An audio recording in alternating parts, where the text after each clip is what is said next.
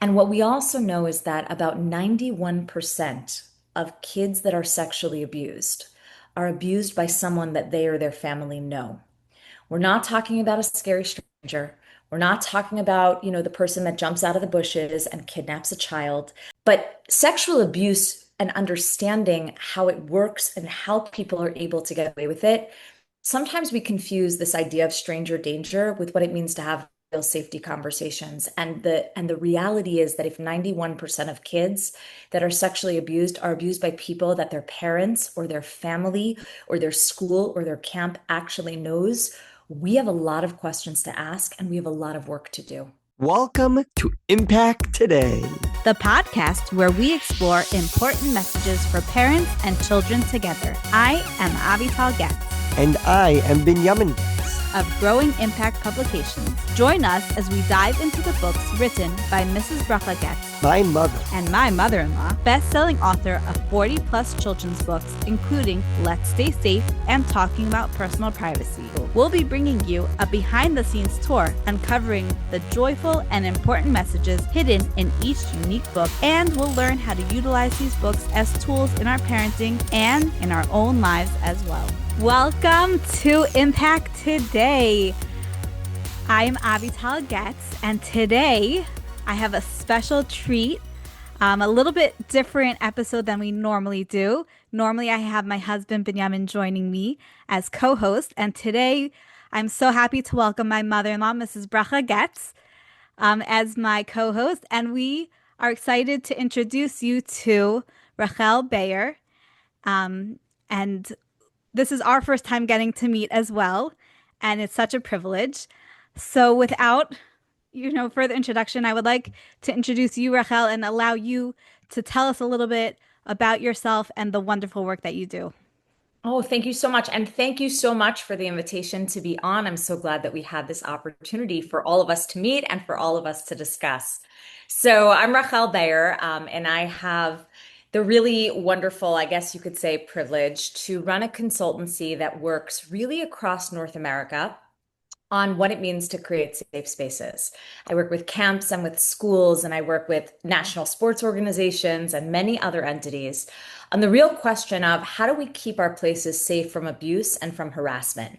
And so that means that there are a lot of different things that I do for a lot of different types of places and people.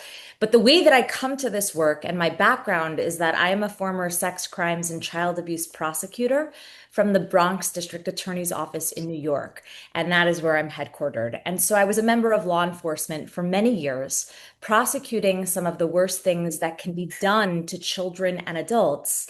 And when I left being a member of law enforcement, I worked for a number of years as a managing director in the sexual misconduct division of a large investigative company. And what we did there was conduct a lot of these large-scale historical abuse investigations, a lot of investigations in camps and schools into boundary crossing behavior and grooming behavior and things of that sort. And a big piece of what I started to do there was when you would come into a community that had been kind of just racked with trauma of realizing that something had occurred, that it had either been swept under the rug or it hadn't been, but nobody had known. The question was always, what could we have done to stop this? And so a very big piece of what I started developing there and what ended up turning into a consultancy that I started about 5 years ago is really being able to answer the question, is it possible for us to be able to prevent these really horrific things from happening? And what do we need to do in order to do that? So that's really the question that drives the work that I do now. And I am very, very, very fortunate to work with some really phenomenal different people across North America on answering that question. Wow. Wow. I think my mother-in-law, Mrs. Goetz, has, you're exactly in the same line of work, and instead of creating a consultancy, which you kind of did, Ima, would you like to share what the books that you've created to also in the preventative space? Yeah, I'm happy to do that. I just really want the answer to that question. What is the answer? What can be done to prevent? Yeah, You abuse know, to children. when I look at it, and I think a very big focus of abuse, because abuse can mean a lot of different things, right? A very big focus of the abuse prevention work that I do is focused on sexual abuse, right? The thing that we don't want to talk about, the thing that is actually harder to kind of understand. You don't see the scars, you don't experience it in the same way that a survivor or victim does. And I actually think that a big piece of where I come out on answering that question, that one day when we really answer it, when we really do everything that we're supposed to do, when everybody does that, and you and I are out of business, and we can actually just stop doing the work that we do. I really think it comes down to people understanding that you don't have to be a former member of law enforcement in order to do this work. You don't have to be the one that stands up and gives a keynote speech like I do. You don't have to be the one that stands up in front of 600 people and talks about understanding abuse and boundaries and why we build community by understanding the bad so that we can make sure it doesn't happen. You have to be somebody that if you are in a child-facing place, you're in education, you're in camp, you're in a school, you have kids coming in for any type of program, you have to be someone that wants to learn what can I do to make this a safe space. And you don't have to be an expert and you don't have to use scary words. And if you're a parent, you have to be the one who says, just like it's my responsibility to teach my kid to swim, just like if my child had an allergy to peanuts or was in danger from eating something, I wouldn't ignore that. There are things that every parent puts in place to protect their kids in many different ways, and abuse is no different. I think that's the answer. Yes, exactly. Education. What you're saying is help parents to be open to educating your children. We have to be proactive. Being proactive is really, that's the way to prevent so much abuse from happening. It's a way to Yeah, prevent a lot of abuse. So right, that's why I wrote these books. The first book I wrote it in 2007, yeah, and it wasn't published until 2011, and it was rejected from everybody, and nobody would publish, and I would write articles. The Jewish press would publish my articles, but it created a lot of arguments going on in other from publications that it wasn't being published. So finally, I went to Rabbi Yaakov Horowitz, and he, through his connections, got it through Art Scroll. Um, Actually, the manuscript changed in the course of time. Originally, I wrote a manuscript just on the subject of yeah, prevention of sexual abuse of children. And then I changed it, actually conferring with Debbie Fox, who was already doing work in this area for the Orthodox community. And I saw her Safe Kids programs, and they were about talking about all types of safety methods, safety education. And then in the midst of that talk was she would give workshops and have videos, was the information about the prevention of sexual abuse. So that's what I did for in the picture book. I put it right in the middle of the book in Let's Stay Safe. So you learn about all types, like you were saying, all types of normative safety measures, because we need to know about children need to know about all of them. And then right in there, just showing that it's another normative safety measure as important as prevention from allergies or small objects that a toddler could swallow, like marbles. It's all in there. And that's what it teaches the children, that you need to I'll just give an example. Well, I've got my own knapsack, my drawer, my private space, and I keep lots of stuff in my own special place. My body's also private. It's not for all to see. Some of it stays covered. That's just how it should be. Being with big kids and grown-ups is always loads of fun. I've learned to fly a kite or even hit a home run. But even someone we know and like very much shouldn't touch us in ways we don't want them to touch. And if I'm not sure if the touch was right or wrong, I'd ask my daddy or mommy and not wait too long.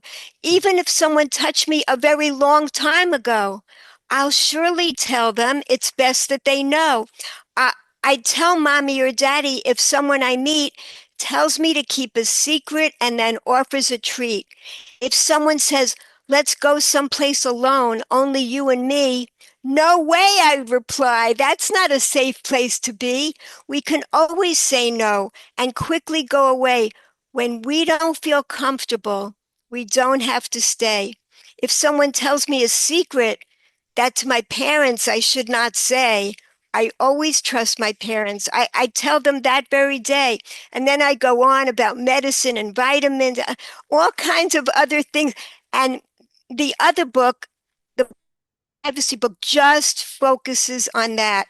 That came out in 2014 when already it was okay now to have the book and have my name on it. And originally my book, my name was not on it. There was too much fear about the whole thing and they didn't want my name on it.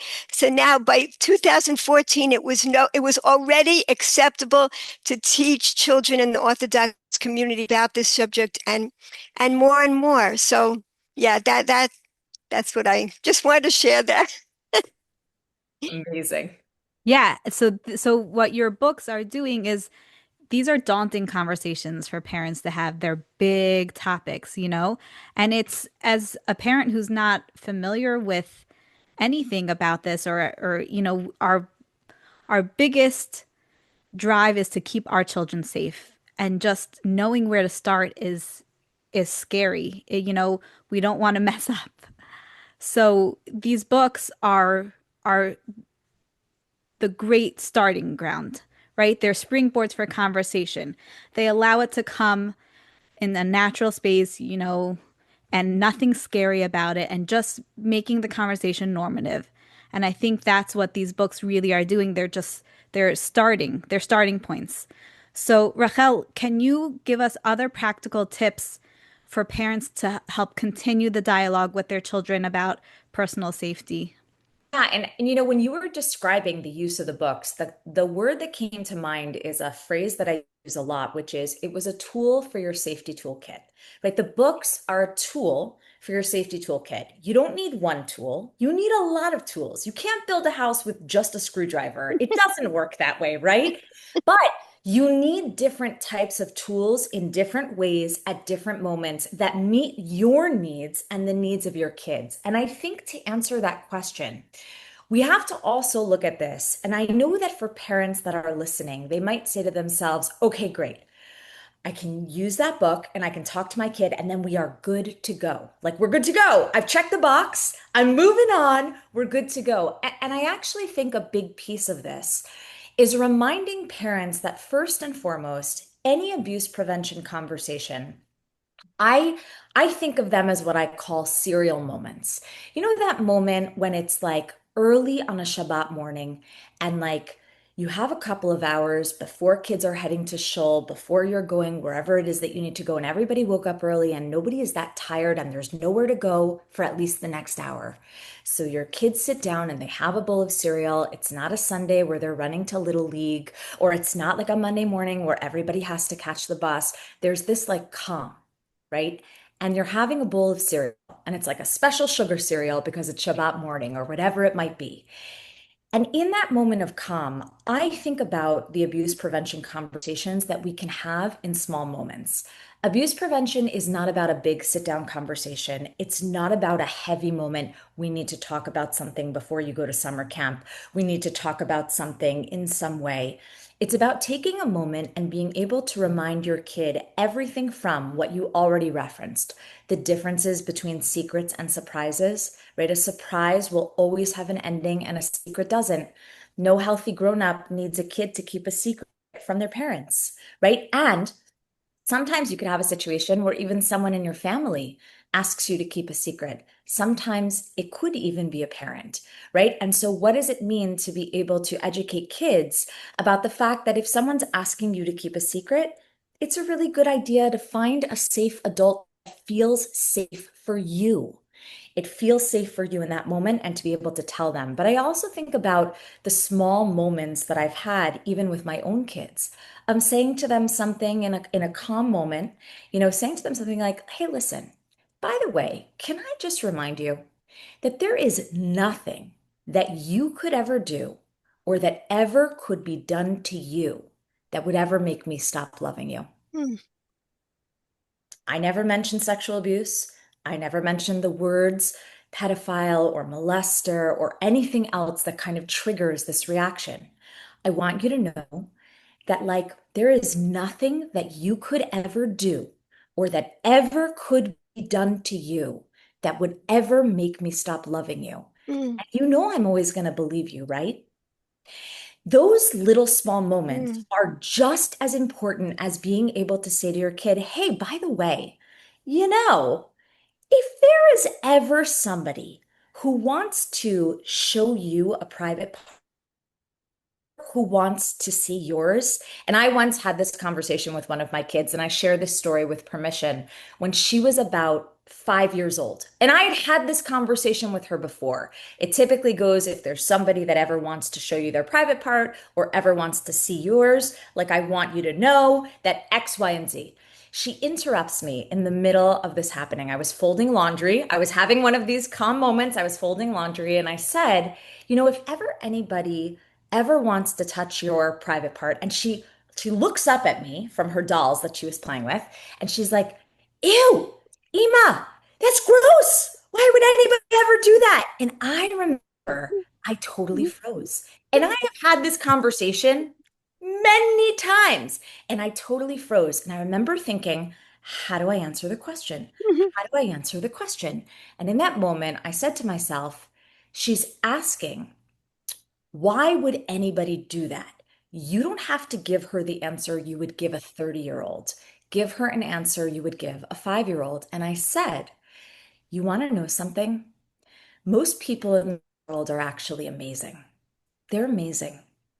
But sometimes there are people that do things that are not safe. It doesn't mean you have to think of them as good or bad, but there are things that sometimes people do that are not safe. And if there's something that someone does that isn't safe, we want to know about it so we can work to keep you safe. So, like, for example, if someone was about to burn their hand on the stove, would you tell us right away?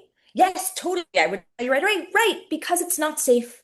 And just like that, if there's somebody that is not acting safely in this way, then I want you to know that I want to know about it. And the response was like, oh, okay, that makes perfect sense. Great. The more you have those small conversations, the more it becomes ingrained in your child that you are a person that can receive this information. And that is key. Because the truth is, the question you asked was essentially what more can be done. Talking to your kids is one aspect of the toolbox. But every place that you put your child, you have to remember it is not a child's responsibility to keep themselves safe. It's ours. So when you put them in school, what are the questions that are being asked of the school for the boundaries that are there, for the abuse prevention training or programs or professional development that they do? What are their policies and procedures? If they've had an issue in the past, if there has been an allegation or an arrest, what have they done once they found out about it? How have they worked to make that place safer? The same thing applies with a summer camp. The same thing, by the way, applies to Little League or to any type of sport or to any type of after school. And so I think a big piece of this is for parents to realize that at different moments in time, the questions that we ask of the child facing places we put our kids are of utmost importance. And the conversations that we have with our kids are the tools that will hopefully give them the ability to know that we are safe for them to come to. beautiful, really beautiful.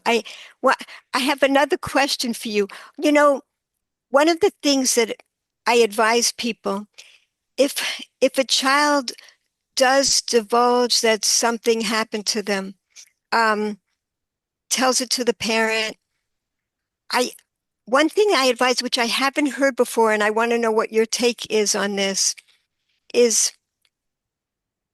not to just report it to any police station, to actually go to a sexual abuse division that specializes in those types of reports, and also to never go alone. Um, go with advocates that are experienced and familiar with reporting. I'd like to know what you think about those recommendations. So the truth is, I don't completely agree. And I want to be kind of transparent about it, Yeah, but I do agree with part of what you're saying. So I want to kind of work through it. I believe that any allegation of sexual abuse must go to law enforcement. yeah, What people don't realize is that law enforcement is not just the police.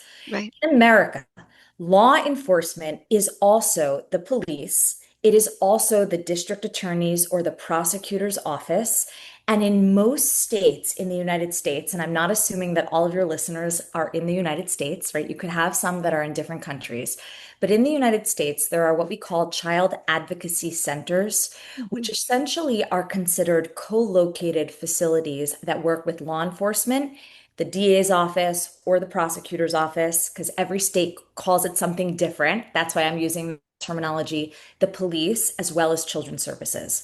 And when there is an allegation made of sexual abuse that has occurred with a child, more likely than not, in the vast majority of cases, what happens if you walk into a precinct is that they're going to essentially contact a child advocacy center, what we call a CAC, and have the child seen in a forensic interview in the child advocacy center with prosecutors, children's services, and the police present behind a window. And the person that's conducting that forensic interview is a trained either member of law enforcement. Like I was a forensic interviewer. I did many, many of these interviews at CACs, at a CAC, or is a licensed clinical person who works with law enforcement who's also trained to do this.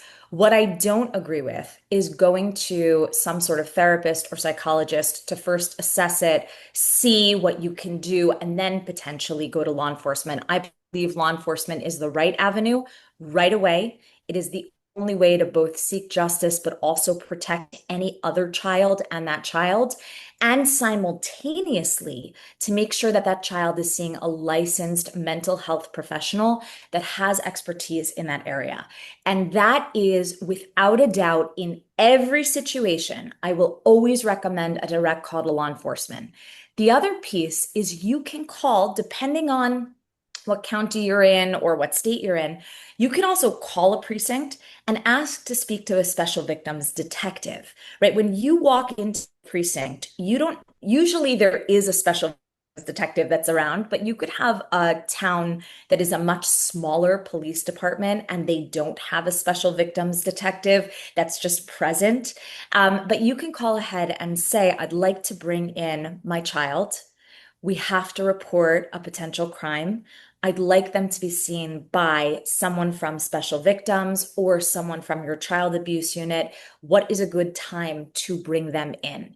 Not every call needs to be a 911 emergency, and many times being able to walk in and speak to a detective that is specially trained is really helpful. And also, especially when you're dealing with a child or a minor, being able to bring someone with you as a support is really important, especially because any interview of a child is going to happen most probably without the parent there. And that is for so many actually very good reasons. The first is kids worry about what their parents are going to think. And in a situation like, God forbid, it's a family member that's sexually abusing the kid, when that kid knows their parent is listening, they're kind of looking for their approval. They're scared. They don't know if say is going to make their parent cry. The last thing kids ever want is to see their parent cry or to make their parent cry. That is a huge burden. And so when a child is in a room with someone who's safe to talk to children and knows how to ask the right questions in a way that is trauma informed and doesn't cause more trauma, then all of a sudden you're in a situation where a child can actually open up. And if we really want to make sure that we are protecting that kid, we have got to let the system work the way it's supposed to work. And it is not perfect, but it is what we have. Yeah, excellent. Right. These are great points to keep in mind. Hopefully, we shouldn't come to need it, but unfortunately, the statistics are showing that many people that we know and come in contact with are Yeah, dealing with something like this. Could you share some of the statistics with us? And also, I'll tag along to that question. What are some of the biggest problems we're seeing now in our Jewish communities? sure. I think, I think statistics, the first thing I just want to say is statistics are as good as the agency that's collecting the data. So, like, let's just keep that in mind, right? Sometimes we quote numbers, but that's not like a number from the entire world. So let's just be mindful of that.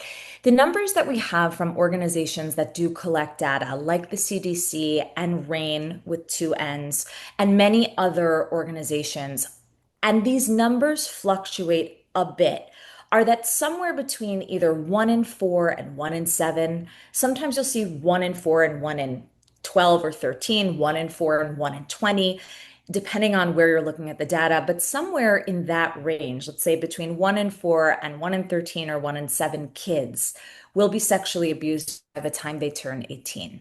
And a lot of that data is collected, across many different kind of divisions that we think of: socioeconomic level, religion, race, community, etc.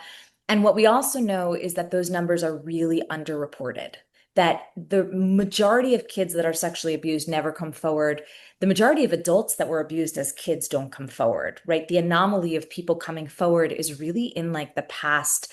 I almost want to say, from what I've seen over the past decade Yeah. of opening up statute of limitations and crime victims, the work that's been done in that field. And so we know the numbers are probably larger, and they are probably even larger. I'm not basing this on current data, but based on everything we've seen. They're probably even larger in more enclosed communities where there isn't the same access to information or accessibility, or even like the idea of privacy or like modesty and things of that sort, which are really important concepts, but can sometimes hinder the ability to really talk about this stuff in a meaningful way.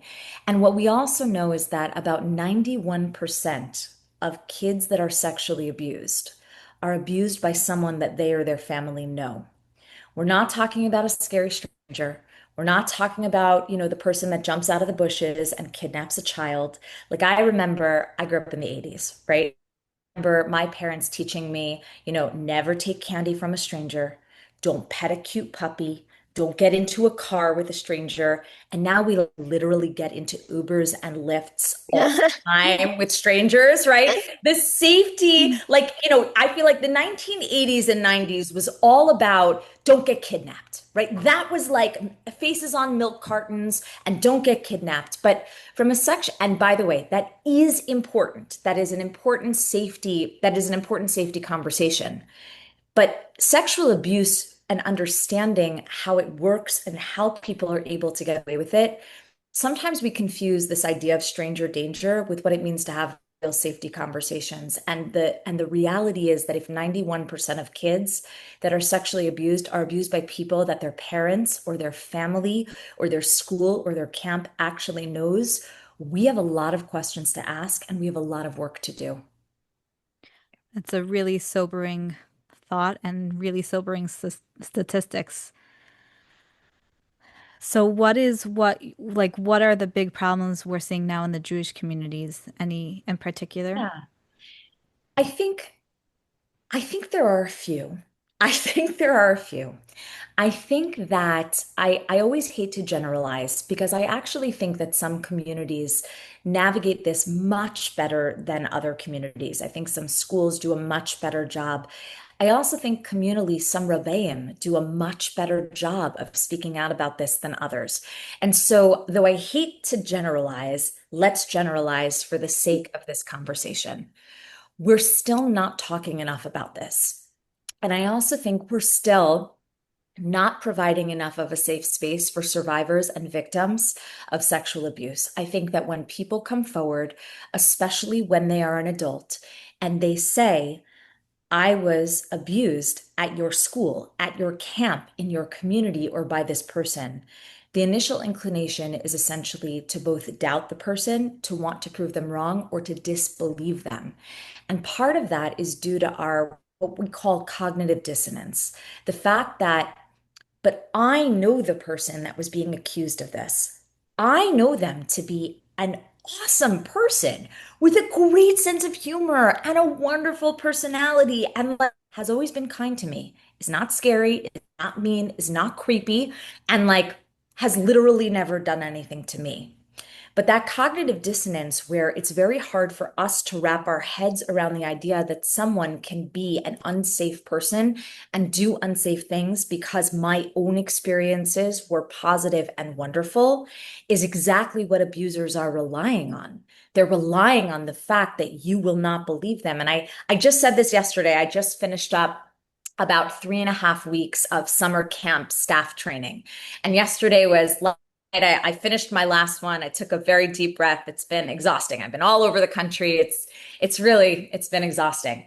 And I said last night when I was talking about sexual abuse and grooming to this group of staff members, young staff members, I said, I want you to think about it logically. Like it's 2025. If there was a place that was looking to hire somebody to work with kids, like, can you imagine any person that you know who's in a school or a camp sitting down with someone in an interview and saying, you're creepy. Could you work with the youngest kids? Like, no one is going to do that, right? No one is going to hire someone that comes off as creepy or scary. The people who sexually abuse kids outside of a home and family environment have to have access to kids, which means they've got to be good with kids. They've got to fly under all of your creepy radar. They've got to get you to believe that any boundary crossing behavior is like not a big deal. And they've got to make you, as the grown-up, see them in a positive light so that if anything ever did come out, you wouldn't believe that kid or that them. That's part of what we're not doing right. We don't really understand that. We don't really get it. And when faced with this, that inability to immediately take a deep breath and say, we believe you, we're going to law enforcement, we're here to support you, and the inability for us to talk about it informally in a way where the chinuch aspect of what we're doing has huge ripple effects is ginormous. I think more damage is done at Shabbat tables than in a rabbi's office. Because I think that when you're sitting around a Shabbat table with 15 people and someone makes a comment about an allegation, another person says, I don't believe it. There's no way. You have no idea if the 14 other people sitting around that table are the survivors of sexual abuse. And the message that you just sent is, by the way, if you ever came forward, my child, my niece, my nephew, my friend, my neighbor, I won't believe you either. And so I think we have to do better from a grassroots level on our community's educations. And I also think that our rabbinic figures and our heads of schools have to do better at setting the tone for what it means to lead and put survivors first. And when we do that, we will start a ripple effect of sending a message. You're not going to be able to get away with this in my community. Don't come here. Exactly. Yes. Wait, did I cut you off? Were you gonna? No, that was it. Perfect timing. Okay. Yes. I, and I don't know. I have to say too, since, since the books came out for the little children, it has changed things tremendously in the Orthodox communities. I mean, I don't know. Rabbi Horowitz worked really hard to make even the illustrations culturally appropriate for Yeah. all different types of Orthodox groups. It was like Yes. amazing. And there are several versions of it, Yiddish and Hebrew and all different things. So it's like amazing. And so people are bringing it into their homes and having intimate and calm and joyful even discussions about it so that it's a topic we can talk about again. And I get lots of calls from people that have been saved by the book. Their lives have been saved because they were educated, because they knew what to look out for, exactly what you're describing. Very friendly people, you would never imagine, Yeah. and Yeah. yet they were grooming, doing things to win the child's trust, the parents' trust, and make their way into the family so they could be um, accepted, and it would be hard to believe what they're doing. And also, I'm sure you know the statistics of children with disabilities, children from homes with single parents. Their statistics are even higher because they search out for more vulnerable situations where they can be believed and get involved with the child, where it can seem like a help in a single parent situation. So it's, yeah, And it, I it, and I yeah, want to add something to that actually, because I think that sometimes people hear that and then there's this feeling of, oh, well, I'm not a single parent or right, my child's not vulnerable. And I want to right, actually add on to that because it's right. such an important point. Mm, Vulnerabilities can exist for everyone to see, or an abuser can create a vulnerability in a mm, child. And one of mm, the things that I have seen over and over again is when you have a family that's like the least, it's the kid you would least expect for something to be done to. Part of what we have to realize is that that in itself is a vulnerability that people don't realize because if that kid comes from a very wealthy family or a very powerful family or a very well-known family, and everybody thinks they would be the untouchable one, like no one would ever do that, what that child also knows intrinsically is if they came forward and shared what happened or what was done to them, something would be destroyed in their family. mm, mm. The pressure of being public or seen in a certain way or perceived in a certain way. And so when we think about vulnerabilities, I want us to think about not just the vulnerability of, the things that become obvious, but for everyone to say, hey, my kid could be vulnerable and I don't even realize it. And so I'm going to almost act as though this could happen to anyone because it can. Yes. Excellent, excellent points. We're so blessed that you are doing the work that you're doing. Thank you. It's so wonderful. Thank you. Thank you. And I want to say one point that I've heard you mention, Ima, before in the past is that, let's say you take a book and you read it. You're like, okay, I checked that box. But it's like, I think the way you've referenced it in the past is like, every year you take your child for a well visit at the doctor. Yeah. So, right, am I saying this Yes. correctly? That Yeah, you your revisit annual those, visit, exactly. you Right. Yeah, revisit as each child gets older, they can understand it at a different right, level. And right. once it's not a once and done situation of having this conversation.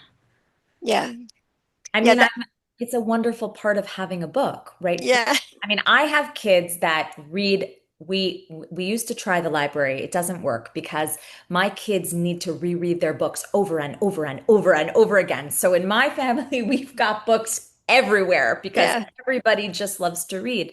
And I think one of the powerful things about a book as a tool is that you can pull it off the shelf at any moment, yeah, right? yes, That's why it's on your shelf to be yeah, pulled, not to collect dust.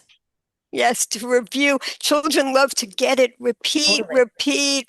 That's how we create That- new habits, new positive habits. Correct.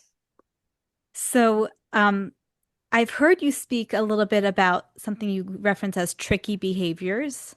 Yeah, I want to know if you could share. I think that would be beneficial for a lot of parents to hear. sure. I talk about a lot of different aspects of sexual abuse prevention, and I think that one thing that is really helpful, and especially is helpful for kids who sometimes see things as like very black and white. Something is good, something is bad, something is gross, something is delicious, something is like, super scary, something is super fun. And many kids kind of disagree on that delineation. And we all know that life is a lot more nuanced. And it's not like that. And that, you could hate something for a really long time and then eat it and it's delicious one day and all of a sudden something shifts. So a lot of times when I talk about the flags of grooming behavior, and I just want to actually define what grooming is because I think it's a word that gets thrown around a lot. Grooming is never accidental. Grooming is not something that you can just like, oh my gosh, I can't believe I groomed someone. That's not the way it works. Grooming is about an abuser identifying or creating a vulnerability in a kid, latching onto that vulnerability, and by engaging in this slow and steady breakdown of the boundaries that are meant to exist in that place, whatever that place is, creating a connection and a trust so that that kid thinks that that person is amazing and Mm, awesome and has their best interest at heart. mm, And they create this connection by boundary crossing behavior for the purpose of being able to get away with the abuse that they are planning to do at one time or another. It is very methodical and it is very specific. And the red flags of grooming behavior, things like asking kids to keep little bits of secrets, not scary secrets, not like dangerous secrets, just like, don't tell anybody that I gave you this lollipop, mhm, right? Or like, you know what? I'm going to give you this cute little, it's just between us, right? Or I've never told anybody this before, but you're amazing enough that I could share this with you, right? Okay, but don't share it with anybody else, right? And when you think about the red flags of grooming behavior, secrets, focusing your attention on one or two or three particular kids at the exclusion of everybody else, secretive gifts, secretive treats, time away, directed attention, all of those red flag behaviors we call are really boundary crossing behaviors. And for kids, it's really helpful to identify them as tricky behaviors. It's something that's tricky, meaning it's not good or bad. Sometimes someone can say something and they don't have a negative intention at all, but because it's a tricky concept or a tricky word, that's something that should kind of raise a red flag for every kid for them to be able to say, oh, that's tricky. And that way, I don't have to categorize a person as good or bad. It's very hard for a 7-year-old to look at their Saba and to say, he just offered me a lollipop and told me not to tell my Ima, because I think every grandparent at one point or another does something like that. But they could say in their mind, oh, that's a tricky behavior, Saba, we don't do that. Or that's a tricky behavior. I know that I'm allowed to tell my parent that Saba did that. And my parent's going to just let Saba know the reason why we don't do that. It's not good or bad. It doesn't get someone in trouble. It's not scary to think about. It gives kids an ability to say, this is super tricky. And so therefore, I'm going to have this raise a red flag. And so what we do is we teach kids about these tricky behaviors, which are all the red flags of grooming behaviors, and we give them the language to be able to speak up. beautiful. I love that word tricky because it's a child's when children love that word about tricks. It's Yeah. really we I've used the word confusing in my books, but I think tricky is more of a child-centered word. I love that. Yeah. Really good. Wow. I mean, there's so much that we could talk more about this conversation. It's so important to be having.